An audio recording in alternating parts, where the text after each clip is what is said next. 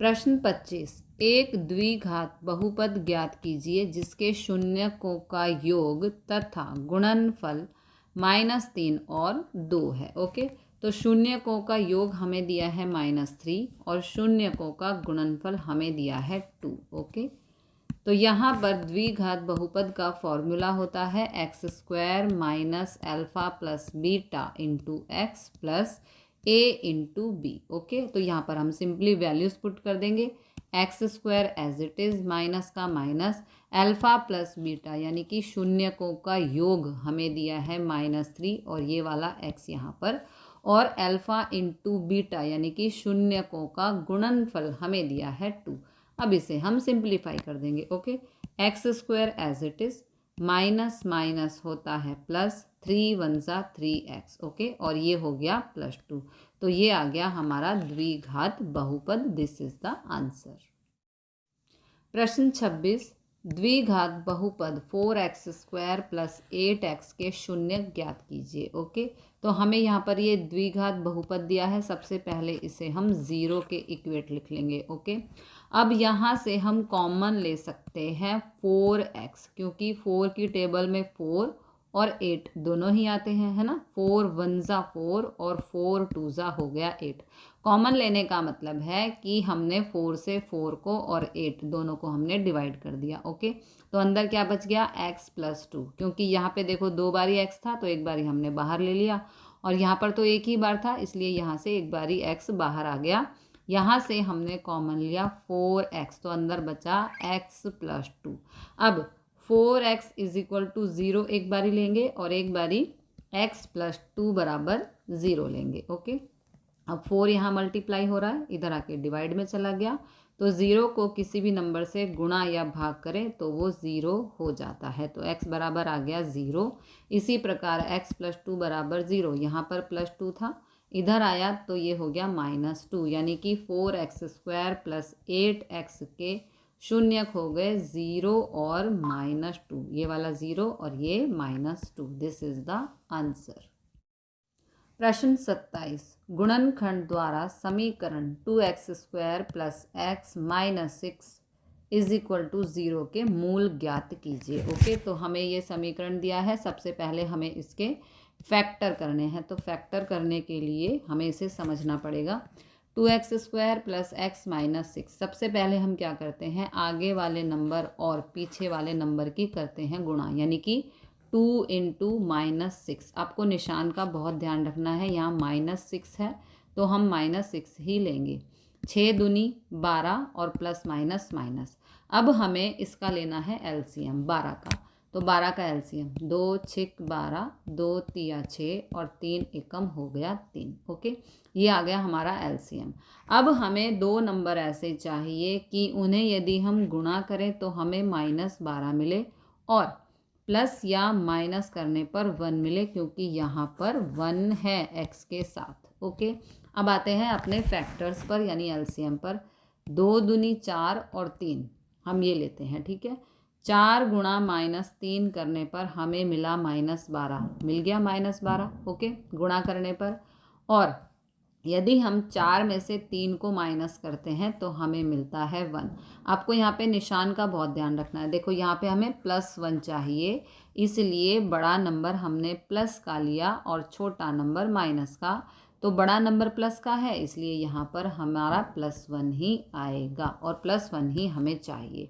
तो हमारे फैक्टर्स हो गए 4 और -3। ओके, अब हम इन्हें यहाँ पर लिख देंगे। देखो ये 4 और ये -3, ठीक है। यहाँ पे हमने स्प्लिट कर दिया मिडल टर्म को, ठीक है।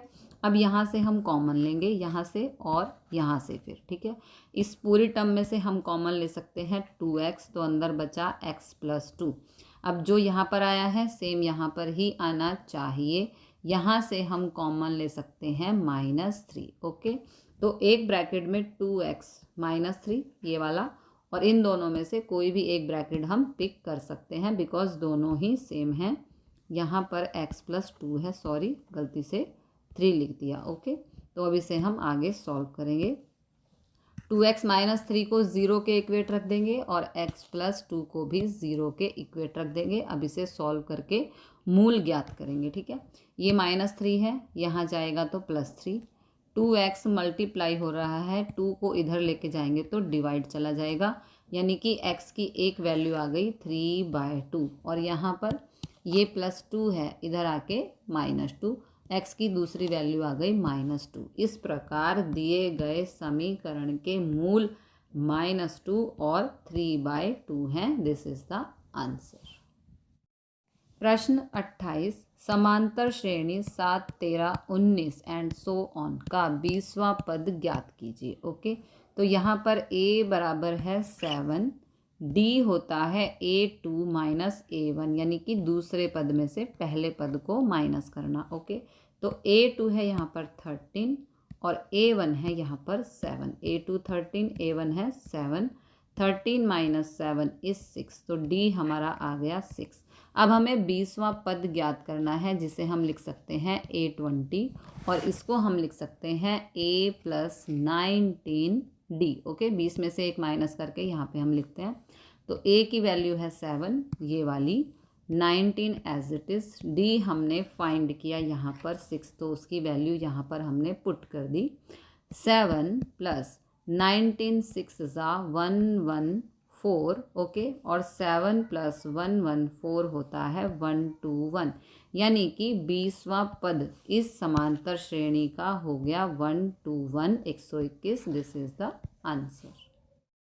प्रश्न 29, समांतर श्रेणी 0.6, 1.7, 2.8 एंड सो ऑन के प्रथम 100 पदों का योगफल ज्ञात कीजिए। ओके, तो अकॉर्डिंग टू दिस समांतर श्रेणी यहाँ पर a है 0.6, फिर हमें फाइंड करना है d मतलब a2 में से a1 को माइनस करेंगे, तो 1.7 माइनस 0.6। ओके, यहाँ पर मैंने माइनस किया है, 1.7 में से 0.6 को माइनस कर रहे हैं, 7 में से 6 गया 1, पॉइंट के नीचे पॉइंट आना चाहिए वरना आपका सम पूरा रॉन्ग हो जाएगा। ओके, 7 में से 6 गया 1, 1 में से 0 गया तो 1, तो माइनस करने पर हमारा d आया 1.1 और n है यहाँ पर 100, क्योंकि उसने पूछा है 100 पदों का योगफल, तो नंबर ऑफ टर्म्स हो गया n बराबर 100। ओके, नाउ Sn का ये फॉर्मूला है n/2 ब्रैकेट 2a +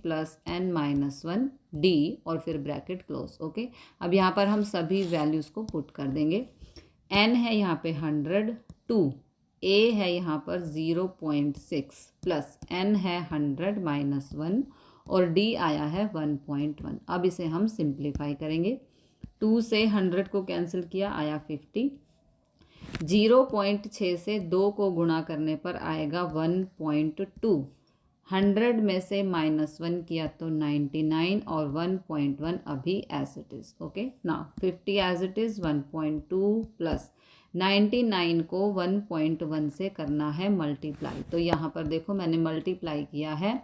अब यहाँ पर 9 एकम 9, 9 एकम 9 0, 9 एकम 9, 9 एकम 9, अब यहाँ पे हम करेंगे प्लस, तो 9 0 9, 9 और 9 18 का 8, कैरी 1, 9 और 1 10। अब यहाँ पर देखो ये 1.1 था, है ना, तो इसलिए जब हमारा आंसर आ जाए तो राइट साइड से एक ही नंबर के बाद हम यहाँ पर पॉइंट लगाएंगे।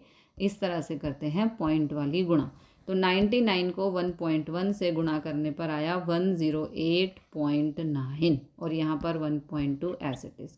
अब इन दोनों को करना है प्लस। ओके, तो प्लस में 108.9 ऊपर और 1.2 नीचे, पॉइंट के नीचे हमेशा पॉइंट आना चाहिए प्लस करते समय, वरना आपका सम रॉन्ग हो जाएगा। अब हम प्लस करते हैं, 9 और 2 11 का 1, इधर गया 1, 8 और 1 9 और 1 10 का 0, यहाँ पर 1 1 0 1 और ये आ गया 1, तो प्लस करने पर आया 110.1। अब 50 से करना है मल्टीप्लाई। ओके, तो मल्टीप्लाई कर रहे हैं 50 से, किसको, 110.1 को। ओके, तो 1 0 0 0 0 0 1 0 0 1 0 0, अब 5 से 5 एकम 5, 5 0 0, 5 एकम 5, 5 एकम 5, यहाँ पे करना है प्लस। ओके, 0 0 5 0 5 0 0 0 5 0 5 5 और 1 5, ठीक है। अब ये था 110.1, यानी कि फिर से हमें राइट साइड से एक गिन के यहाँ पे हम पॉइंट लगा देंगे, क्योंकि यहाँ पर 1 नंबर के बाद पॉइंट है, तो इसलिए यहाँ पर भी आंसर में भी 1 नंबर के बाद पॉइंट आएगा। अब जो पॉइंट के बाद 0 होती है उसे हम कंसीडर नहीं करते हैं। तो 100 पदों का योग यानी कि S100 आ गया 5505। This is the answer.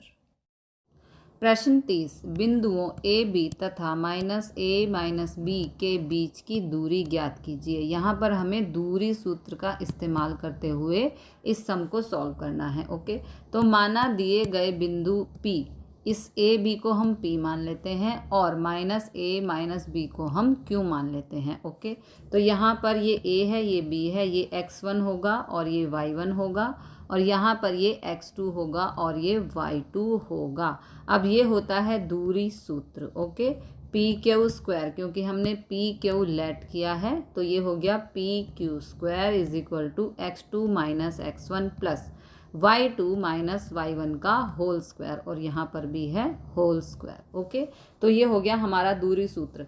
अब इस स्क्वायर को हम इस तरफ शिफ्ट करेंगे तो ये रूट बन जाएगा। ओके, अब यहाँ पर हम सभी वैल्यूज़ को पुट करेंगे।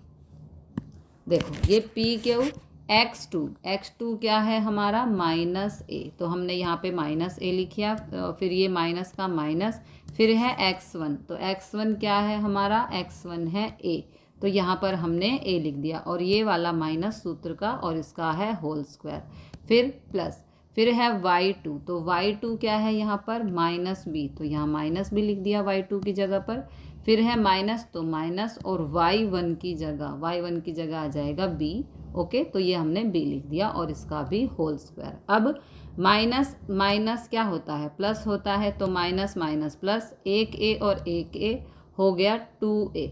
जब दोनों नंबर एक जैसे हों, दोनों के साथ माइनस का निशान हो, तो आंसर में भी माइनस का निशान आता है। माइनस माइनस प्लस 1 और 1 हो गया 2b और इसका होल स्क्वायर। ओके, ना -2a का होल स्क्वायर है तो 2 का स्क्वायर होता है 4। देखो ऐसे -2 इंटू -2, माइनस से माइनस कैंसिल, 2 दूनी 4 और a का स्क्वायर ही रहेगा। ओके, अगेन -2 का स्क्वायर होता है 4 और b पर स्क्वायर ही रहेगा। तो अब यहाँ से हम 4 ले लेंगे कॉमन अंदर ही, अभी यहाँ पर रूट लगा ही हुआ है, अंदर ही हमने 4 को कॉमन ले लिया, तो अंदर ब्रैकेट में बचा a square plus b square. अब 4 2 का स्क्वायर होता है ना, 4 2 का स्क्वायर होता है। देखो ऐसे 2 गुणा 2 को हम क्या लिखेंगे, 4 लिखेंगे, तो ये 2 का स्क्वायर हो गया, तो इसलिए हम रूट में से 2 को बाहर ले लेंगे, क्योंकि 4 2 का स्क्वायर होता है। ओके, और अंदर बच गया रूट में a square plus b square. This is the answer. तो यहाँ पर हम कह देंगे इस प्रकार दिए गए बिंदुओं के बीच की दूरी 2 रूट में a square plus b square है। प्रश्न 31, उस बिंदु के निर्देशांक ज्ञात कीजिए जो बिंदुओं -1,7 और 4,-3 को मिलाने वाले रेखाखंड को 2:3 के अनुपात में विभाजित करता है। तो माना कि px, y यह -1,7 और 4,-3 को मिलाने वाले रेखाखंड को 2:3 के अनुपात में विभाजित करने वाला बिंदु है। हमें गिवन है कि ये एक रेखाखंड है, यहाँ पर a के बिंदु हैं, यहाँ पर b के बिंदु हैं। अब यहाँ पर कोई बिंदु बीच में दिया है जो a b रेखाखंड को 2:3 के अनुपात में विभाजित करता है। हमने इसको p x y मान लिया है। ओके, अब आगे सॉल्व करेंगे। तो यहाँ पर हम विभाजन सूत्र का उपयोग करने पर बिंदु P के निर्देशांक, यानी कि जो ये बिंदु हमने P माना है इसके निर्देशांक, और यहाँ पर हम विभाजन सूत्र का उपयोग कर रहे हैं। ओके, तो x y ये है विभाजन सूत्र mx2 प्लस nx1 अपॉन में m प्लस n। अब यहाँ पे m और n क्या है, देखो ये m है और ये n है। ओके, जो अनुपात दिया होता है, पहले नंबर को हम m मानते हैं, दूसरे नंबर को हम n से शो करते हैं, comma my2 plus ny1 upon में m प्लस n। ओके, अब यहाँ पर हम सभी वैल्यूज़ को पुट कर देंगे। ठीक है, तो ये हमारे बिंदु हैं, निर्देशांक ये x1 y1, ये x2 y2, और 2:3 यानी कि ये m और ये n। ओके, तो सभी वैल्यूज़ को यहाँ पे पुट करेंगे।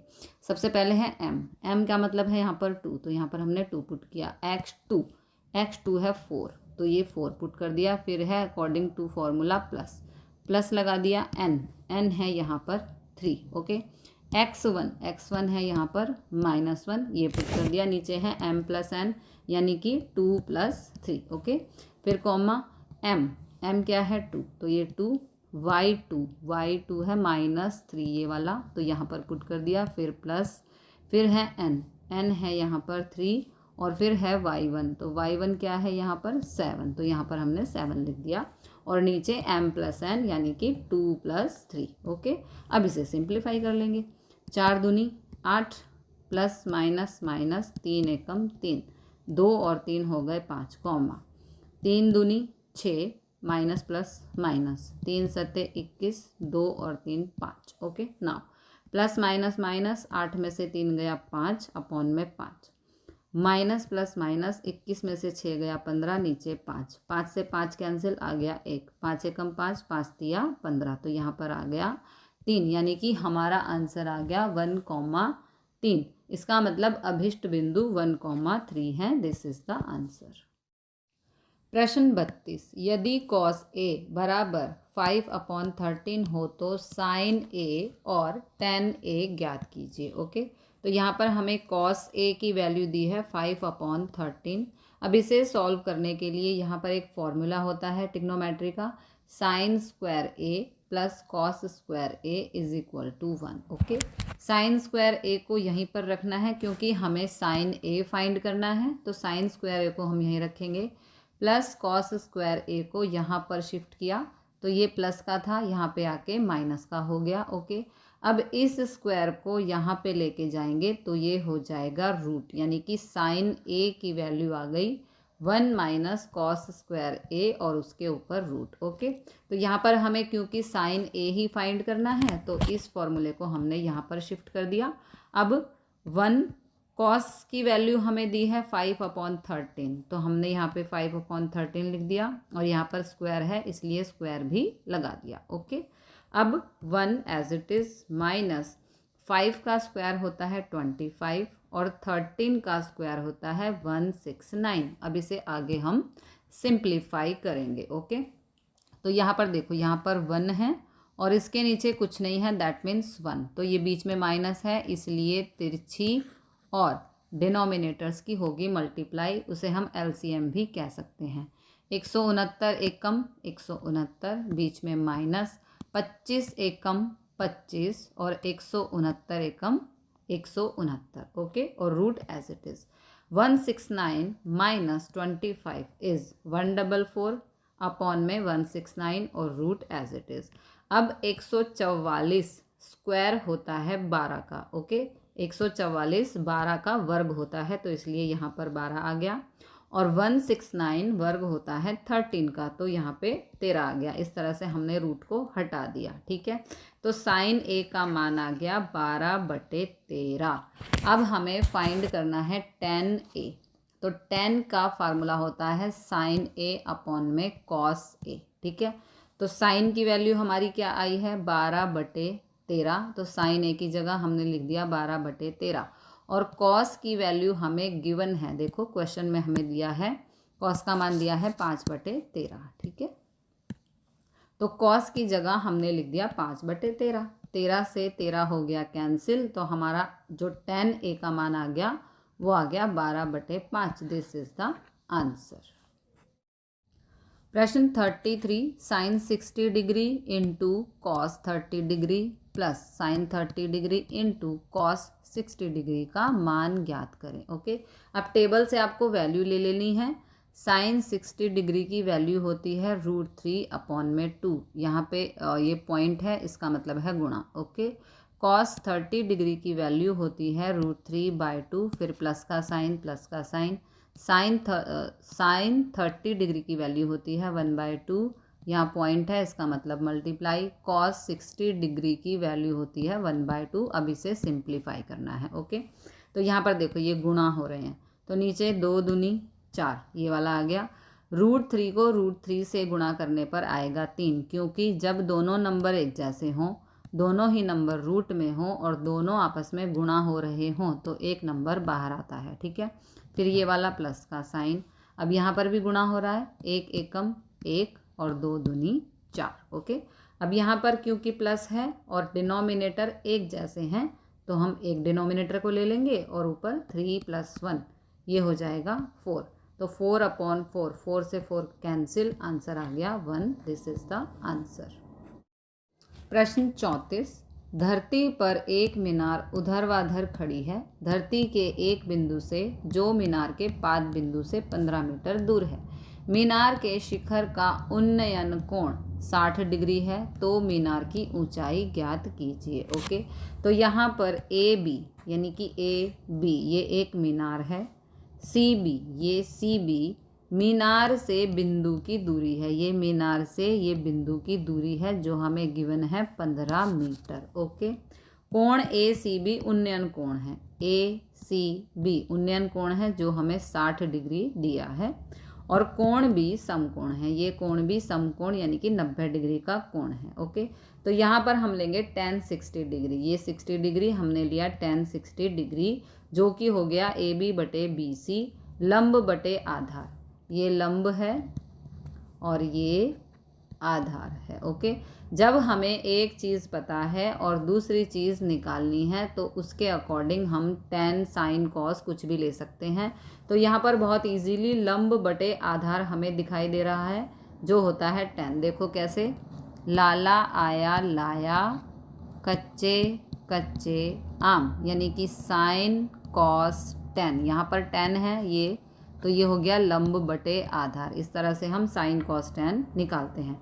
तो यहाँ पर लंब बटे आधार AB हमें फाइंड करना है जो कि मीनार की ऊंचाई है, और यहाँ पे ये हमें जो दूरी है वो दी हुई है जो कि आधार है, इसलिए हमारा आया tan 60 डिग्री। ओके, तो tan 60 डिग्री की वैल्यू टेबल में होती है √3, AB हमने एज इट इज़ लिखा और BC हमें गिवन है 15। ठीक है, अब इसे हम सॉल्व कर लेंगे, सिंप्लीफाई। √3 बराबर AB/15, 15 यहाँ भाग हो रहा है, इधर जाएगा तो गुणा हो जाएगा, तो 15 से √3 को हमने गुणा कर दिया, 15 एकम 15 √3, तो AB यानी कि मीनार की ऊंचाई आ गई 15 √3। This is the answer. Okay, ये जो हमारी मीनार की ऊंचाई है AB ये आ गई 15 √3। ओके, 15 √3। प्रश्न 35, एक शंकु की त्रिज्या 7 सेंटीमीटर और ऊंचाई 24 सेंटीमीटर हो तो उस शंकु का पृष्ठीय क्षेत्रफल ज्ञात कीजिए।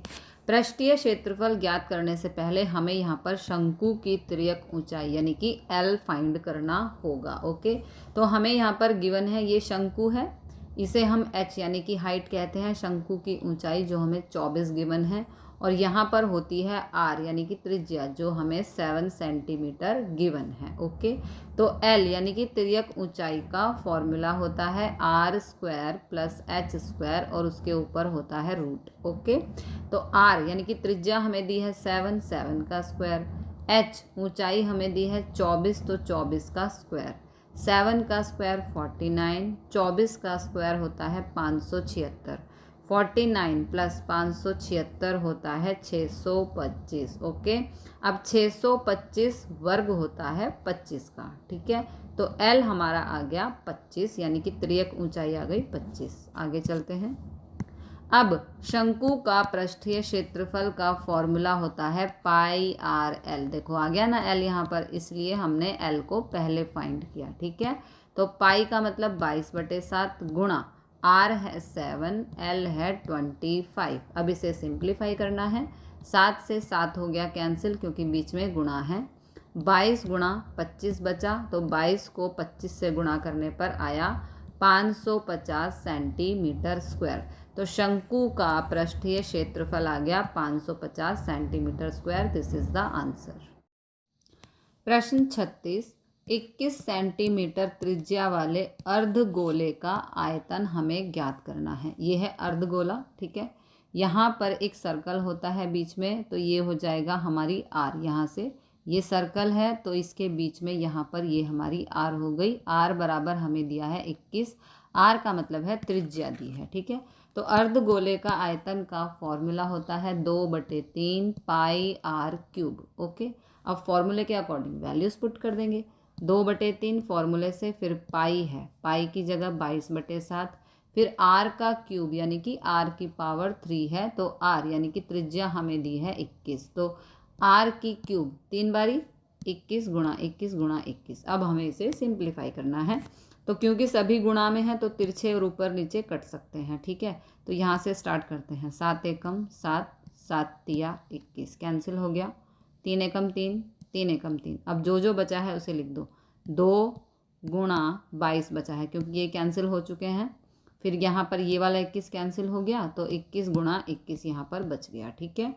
अब 22 गुणा 2 होता है 44, और 21 गुणा 21 होता है 441। अब 44 को गुणा करना है 441 से, तो यहाँ पर मैंने गुणा कर दिया है। 4 एकम 4, 4 चौक 16 का 6, ऊपर 1, 4 चौक 16 और 1 17, यहाँ 0। 4 एकम 4, 4 चौक 16 का 6, ऊपर 1, 4 चौक 16 और 1 17, यहाँ पर कर देंगे प्लस। 4, 6 और 4 10 का 0, 1, ये हो गया 14, 14 का 4, 1, 7, 8, 9 और ये आ गया 1। तो इस तरह से अर्धगोले का आयतन यानी कि इसे हम वॉल्यूम भी कहते हैं। ओके, अर्धगोले का आयतन वॉल्यूम आ गया 19,404। This is the answer. प्रश्न 37, किसी वर्गीकृत माहिती के लिए प्रचलित संकेतों में L बराबर 60, N बराबर 53, F बराबर 7, CF बराबर 22 तथा H बराबर 10 हो तो इस माहिती का माध्यक ज्ञात कीजिए। ओके, सिंपली यहाँ पर माध्यक का फॉर्मूला लगा के हमें माध्यक यानी कि M फाइंड करना है।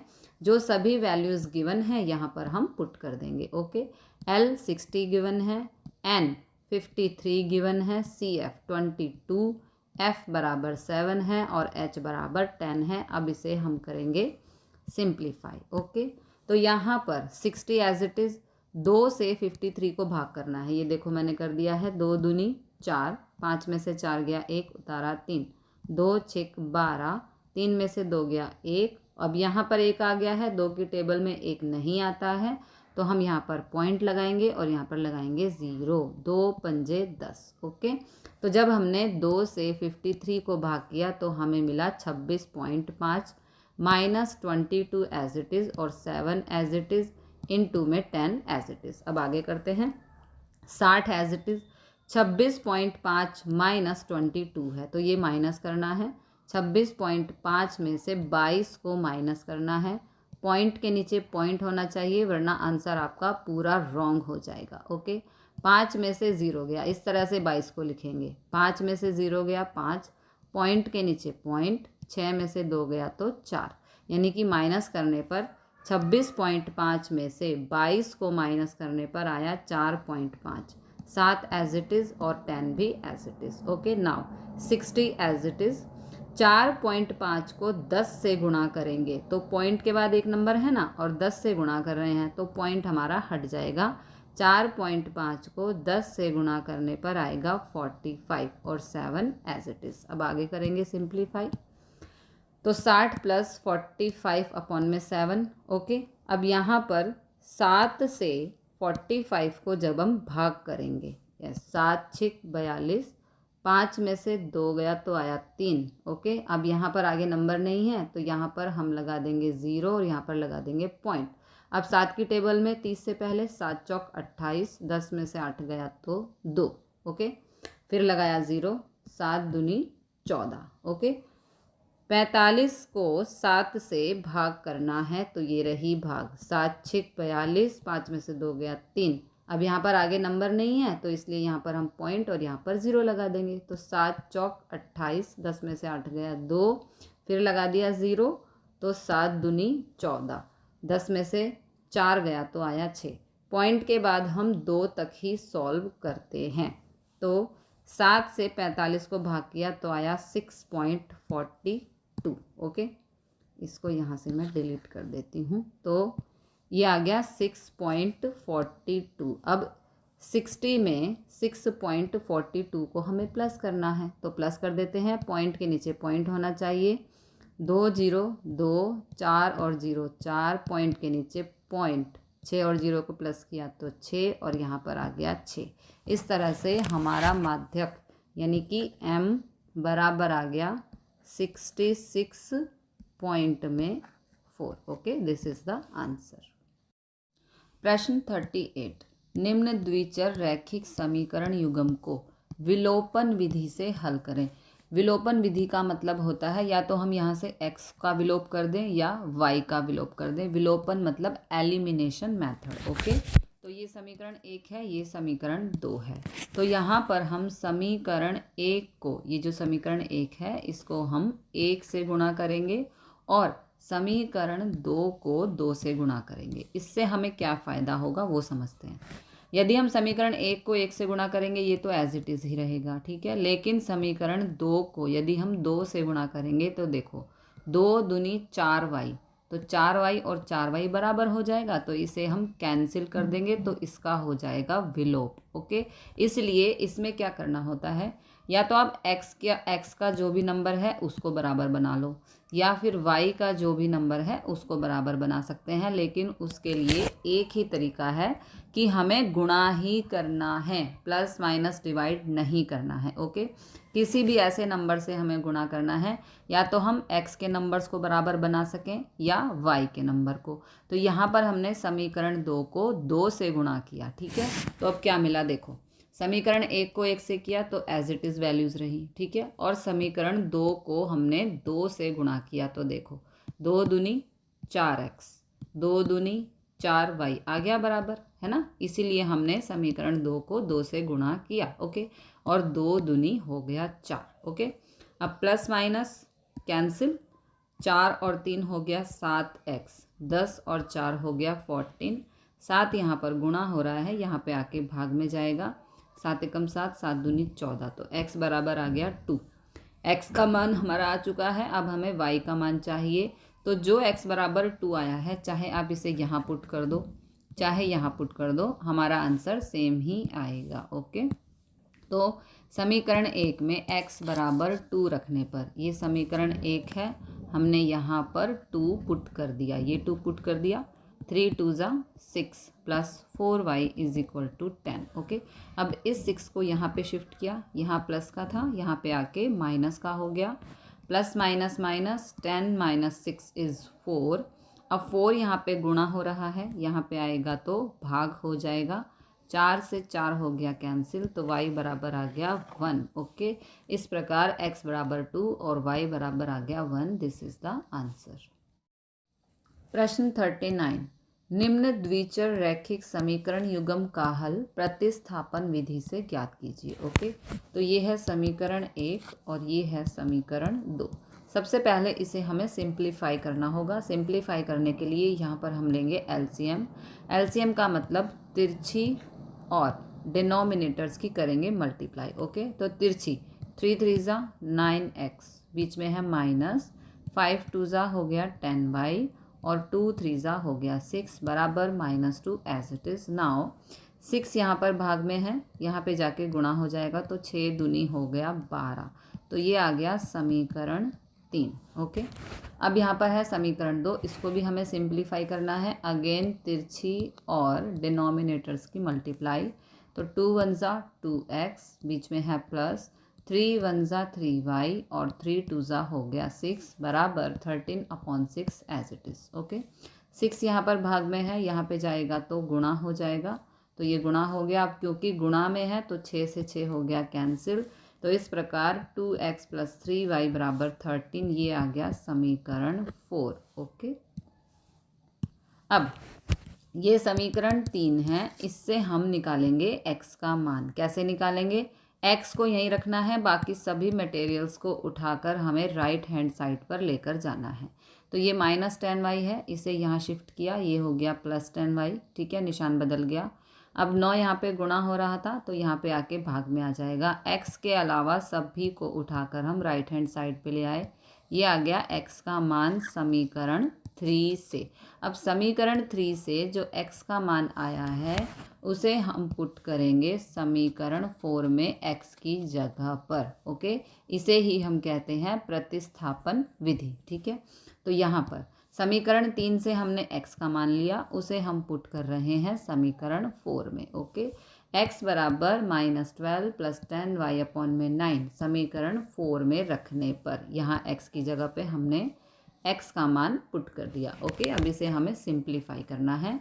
तो सिंप्लीफाई करने के लिए इस 9 की इस 3 से और इस 13 से होगी गुणा। ठीक है, 9 तिया 27y और 13 निम्न 117, बाकी 2 × -12 + 10y as it is. Okay, अब आगे सॉल्व करेंगे।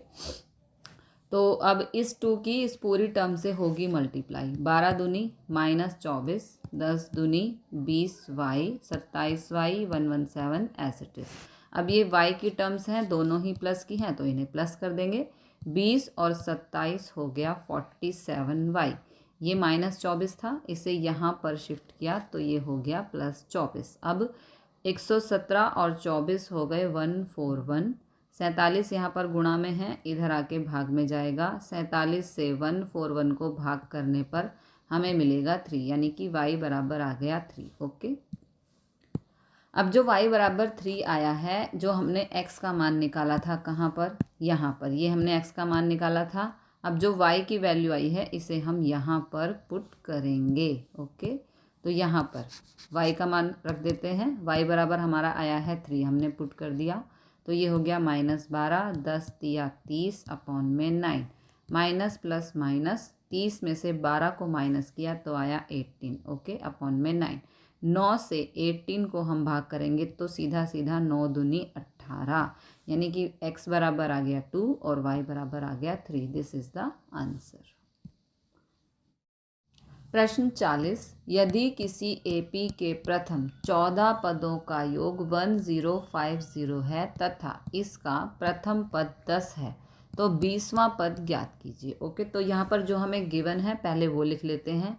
S14 हमें दिया है 1050, यानी कि 14 पदों का योग। तो 14 पदों को हम लिखेंगे, 14 पदों के योग को हम लिखेंगे S14, जो हमें गिवन है 1050। ओके, तथा इसका प्रथम पद का मतलब है A, यानी कि वो हमें गिवन है 10, और 20वां पद हमें ज्ञात करना है, और 14 पद यानी कि नंबर ऑफ टर्म्स n बराबर है 14। ओके, तो हमें क्या ज्ञात करना है, 20वां पद ज्ञात करना है। तो पहले यहाँ पर देखो d नहीं है, तो पहले हम d फाइंड करेंगे। कैसे करेंगे, Sn के फॉर्मूले से, बिकॉज हमें Sn यहाँ पर गिवन है, इसकी मदद से हम d फाइंड कर सकते हैं, यानी कि डिफरेंस, सार्व अंतर। ओके, तो Sn का फार्मूला होता है n/2 2a + n-1d। ओके, जो जो वैल्यूज़ गिवन है उसे हम पुट कर लेंगे। Sn यानी कि ये है 1050, तो हमने यहाँ पे पुट कर दिया। n नंबर ऑफ टर्म्स है 14 अपॉन में 2 ये वाला। a यहाँ पर हमें गिवन है 10, तो ये हमने लिख दिया।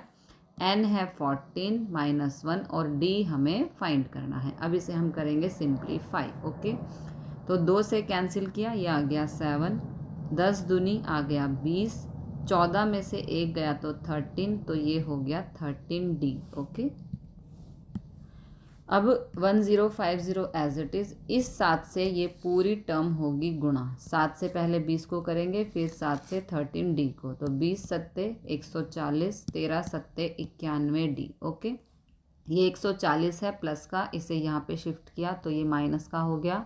1050 में से 140 को करेंगे माइनस, 0 में से 0 गया 0, 5 में से 4 गया 1, 10 में से 1 गया 9, तो माइनस करने पर आया 910। Okay, 91d as it is. अब 91d यहाँ पे गुणा हो रहे हैं, इस तरफ जाएंगे तो ये 91 भाग में चला जाएगा। ये 91 है, इससे 910 को भाग करेंगे तो आएगा 10। ओके, यानी कि d बराबर आ गया 10। अब हमें फाइंड करना है a20, यानी कि हमें 20वां पद फाइंड करना है। तो 20वां पद यानी कि a20, इसे हम लिख सकते हैं a + 19d। तो वैल्यूज़ पुट कर देते हैं। ए हमें गिवन है 10, 19 ये वाला, डी हमने फाइंड किया है 10, तो यहाँ पर पुट कर दिया। ओके, 10 यहाँ पर एज इट इज़, 19 को 10 से मल्टीप्लाई किया तो आ गया 190। अब 190 और 10 होते हैं 200, यानी कि 20वां पद आ गया 200। This is the answer.